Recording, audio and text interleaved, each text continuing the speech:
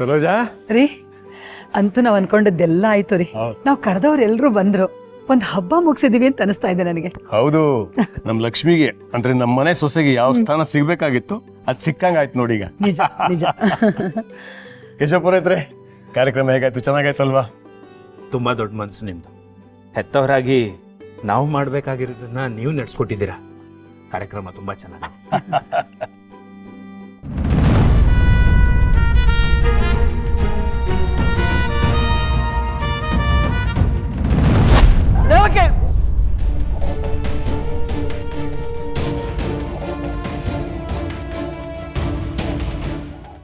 ದೇವಕಿ, ದೇವ್ಕಿ ಹೇಳು.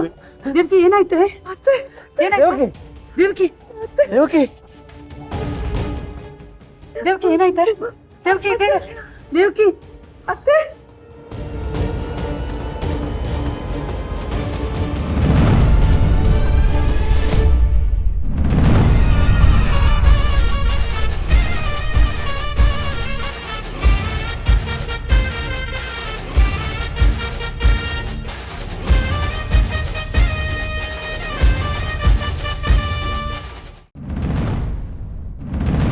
ಹೇಗಿದೆ ದೇವ್ಕಿ? ಅತ್ತೆ, ಹೌ ಆರ್ ಯು ಫೀಲಿಂಗ್? ಪಾವನಿ, ಸ್ವಲ್ಪ ಜ್ಯೂಸ್ ತಗೊಂಬ ಅಮ್ಮ. ಅಮ್ಮ, ನಿನ್ಗೆ ಯಾರ ತರೋದಕ್ಕೆ ಹೇಳಿದ್ದು? ಕೊಡೆಯಲ್ಲಿ ದೇವ್ಕಿ ತಗೋ, ಕೊಡಿ. ಅತ್ತೆ ಕುಡೀರಿ. ಕುಡಿ.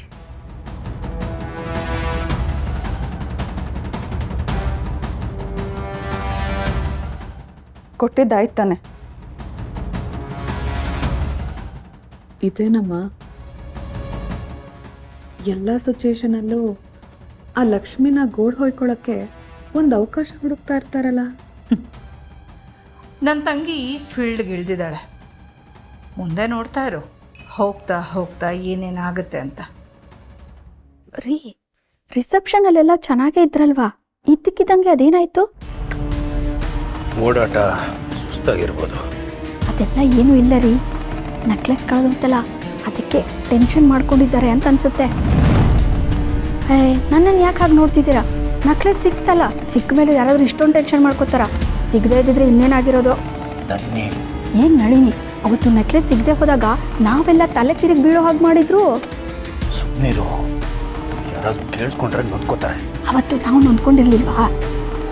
ಪಾಪ ಯಶೋದಕ್ಕ ಕುಮುದ ರಿಸೆಪ್ಷನ್ ಮುಗಿಸ್ಕೊಂಡು ಊರಿಗೆ ಹಾಗೆ ಹೊರಟೋದ್ರು. ಇಲ್ಲಾಂದ್ರೆ ಅವರು ಎಷ್ಟು ನೊಂದ್ಕೊಂಡಿರೋರೋ ಏನೋ. ನಾನು ದೇವಕಿ ಅತ್ತಗೆ ಹೇಳಿದೆ, ಚೆನ್ನಾಗಿ ಊಟ ಮಾಡಿ, ಈ ಡಯಟ್ ಗೇಟ್ ಎಲ್ಲ ಏನು ಬೇಡ ಅಂತ. ಈಗ ನೋಡಿ ಹೇಗೆ ಸುಸ್ತಾಗಿದ್ದಾರೆ ಅಂತ. ಸುಶಾಂತ್, ಅವಳಿಗೇನೋ ಸ್ಟ್ರೆಸ್ ಆಗಿರುತ್ತೆ. ಎಲ್ಲ ಊಟ ತಿಂಡಿಯಿಂದನೇ ಆಗುತ್ತೇನಾ? ಹೋಗ್ಲಿ ಬಿಡೋ, ರೆಸ್ಟ್ ತಗೊಳ್ಳಿ, ಎಲ್ಲ ಸರಿ ಹೋಗುತ್ತೆ.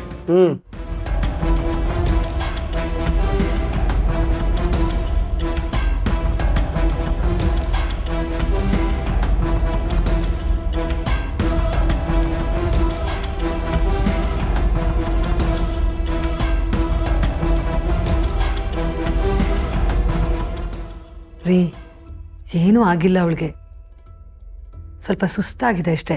ಈಗ ಹುಷಾರಾಗಿದ್ದಾಳೆ. ಈಗಷ್ಟೇ ಲಕ್ಷ್ಮಿ ಜ್ಯೂಸ್ ತಂದ್ಕೊಟ್ಲು, ಸ್ವಲ್ಪ ಕುಡ್ದಿದ್ದಾಳೆ.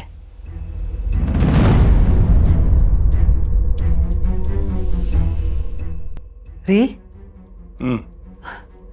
ಏನಾಗಿಲ್ಲ ಅವಳಿಗೆ. ಅವಳಿಗೆ ಸರಿಯಾಗಿ ವಿಶ್ರಾಂತಿ ತಗೊಳಕ್ ಹೇಳು.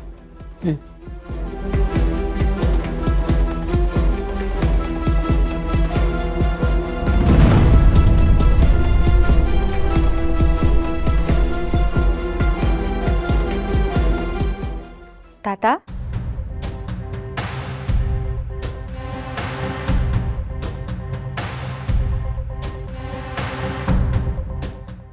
ತಾತ, ದೇವಕ್ಕೆ ಅಮ್ಮಂಗೆ ಏನೂ ಆಗಲ್ಲ, ಬೇಗ ಹುಷಾರಾಗ್ತಾರೆ. ನೀವೇನು ತಲೆ ಕೆಡಿಸ್ಕೋಬೇಡಿ. ಅವ್ರಿಗೇನಾದರೂ ಬೇಕು ಅಂದರೆ ನಾನು ಎಲ್ಲ ಮಾಡ್ಕೊಡ್ತೀನಿ ತಾತ. ಎಲ್ಲ ಅಪ್ಪಂದ್ರು ಹಿಂಗೆ ಅಲ್ವಾ? ನನ್ನಪ್ಪನೂ ಹೀಗೆ. ನನಗೇನಾದರೂ ಸಣ್ಣ ತೊಂದರೆ ಆದರೆ ಸಾಕು, ಫುಲ್ ಚಿಂತೆ ಮಾಡಿಕೊಂಡು ಡಲ್ಲಾಗಿ ಕೂತ್ಬಿಟ್ಟಿರ್ತಿದ್ರು. ನನಗೆ ಜ್ವರ ಬಂದಾಗ, ನಾನು ಪರೀಕ್ಷೆ ಬರೆಯೋಕ್ಕೆ ಹೋದಾಗ ವಾಪಸ್ ಬರೋವರೆಗೂ ಕಾಯ್ತಾ ಕೂತಿರ್ತಿದ್ರು. ಆಗೆಲ್ಲ ಅವ್ರ ಕಣ್ಣಲ್ಲಿ ಆತಂಕ, ಪ್ರೀತಿ, ಕಾಳಜಿ ತುಂಬಿರ್ತಿತ್ತು. ಈಗ ನೀವು ನನ್ನ ಅಪ್ಪನ ಥರನೇ ಕಾಣಿಸ್ತಿದ್ದೀರ ತಾತ. ದೇವಕಿ ಅಮ್ಮನ ಮೇಲೆ ನಿಮಗೆ ಎಷ್ಟು ಕಾಳಜಿ ಇದೆ ಅಂತ ನೀವು ಹೇಳೋದೇ ಬೇಡ. ನಿಮ್ಮ ಈ ಮೌನನೇ ಹೇಳ್ತಾ ಇದೆ ತಾತ. ಈಗಲೂ ನೋಡಿ ಅದೇ ಮೌನದಲ್ಲೇ ಇದ್ದೀರ. ಆದರೂ ತಾತ, ನೀವು ಯಾಕೆ ಅವ್ರ ಜೊತೆ ಮಾತಾಡಲ್ಲ? ಈಗಾದರೂ ನೀವು ಅವ್ರ ಜೊತೆ ಮಾತಾಡ್ಬೇಕಿತ್ತಪ್ಪ. ಅದೇನೇ ಮನಸ್ತಾಪ ಇದ್ದಿದ್ರು ಅವ್ರಿಗೆ ಹುಷಾರಿಲ್ದೇ ಇದ್ದಾಗ ಮಾತಾಡ್ಸಿದಿದ್ರೆ ಅವರಿಗೂ ಸಮಾಧಾನ ಆಗ್ತಿತ್ತಲ್ವ ತಾತ? ಲಕ್ಷ್ಮಿ, ಅಲ್ಲ ತಾತ, ನಿಮ್ಮಿಬ್ಬರ ಮಧ್ಯ ಅಂತ ಕೋಪ ಏನಿದೆ? ಆ ವಿಷಯ ಎಲ್ಲ ಈಗೇನು ಕೇಳಬೇಡ ನೀನು.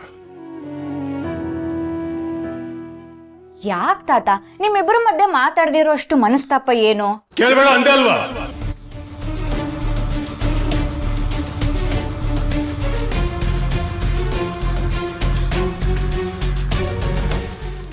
ಸಾರಿ ತಾತ, ನಾನು ಕೇಳಬಾರ್ದು.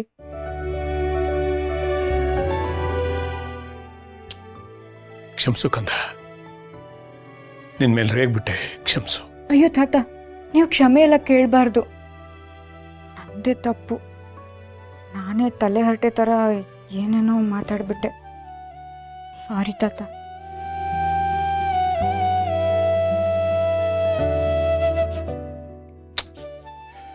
ನಾನು ಮಾತಾಡ್ಸಿದ್ದಿದ್ರೆ ಅವಳಿಗೆ ಇನ್ನಷ್ಟು ಕಷ್ಟ ಆಗಿರೋದು. ಏನು ತಾತ ಮೊಮ್ಮಗಳು ಇಬ್ರು ತುಂಬಾ ಸೀರಿಯಸ್ ಆಗಿ ಮಾತಾಡ್ತಿದ್ದೀರಾ ರೀ? ನೀವಿನ್ನೂ ಅದೇ ಟೆನ್ಷನಲ್ಲಿ ಇದ್ದೀರಾ? ಏನಿಲ್ಲ, ಟೆನ್ಷನಲ್ಲಿ ಇದ್ದೆ. ನನ್ನ ಮೊಮ್ಮಗಳು ಬಂದು ಧೈರ್ಯ ಹೇಳಿ ಟೆನ್ಷನ್ ಮಾಡ್ಕೋಬೇಡಿ ತಾತ ಅಂತಂದ್ಲು. ಈಗ ನನಗೆ ಯಾವ ಟೆನ್ಷನ್ನು ಇಲ್ಲಪ್ಪ. ಓ ಹೌದಾ? ಹಾಗಾದ್ರೆ ನಾನು ಹೇಳಿದಾಗ ನಿಮ್ಗೆ ಏನೂ ಅನಿಸ್ಲಿಲ್ಲ ಅಲ್ವಾ? ಈಗ ಮೊಮ್ಮಗಳು ಹೇಳಿದ್ದಕ್ಕೆ ನೀವು ಸಮಾಧಾನವಾಗಿ ಸಾಹೇಬರು ಸುಧಾರಿಸ್ಕೋತಾ ಇದ್ದೀರಾ. ಈ ನನ್ನ ಮೊಮ್ಮಗಳು ನನಗೆ ಇನ್ನೊಬ್ಬಳು ಮಗಳಿದ್ದ ಹಾಗೆ.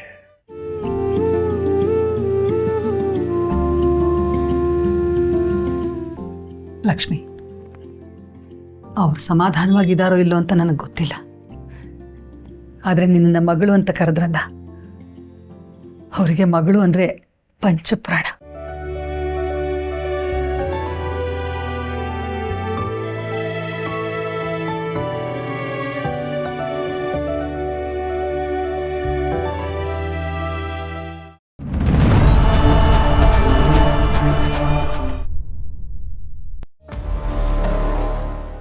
ಅತ್ತೆ, ಯಾಕೆ ಸ್ಟ್ರೆಸ್ ಮಾಡ್ಕೊಂಡಿದ್ದೀರಾ? ಆಲ್ ಓಕೆ ಅಲ್ವಾ? ನೀವು ಚೆನ್ನಾಗೇ ಇದ್ರಿ ಅಲ್ವಾ?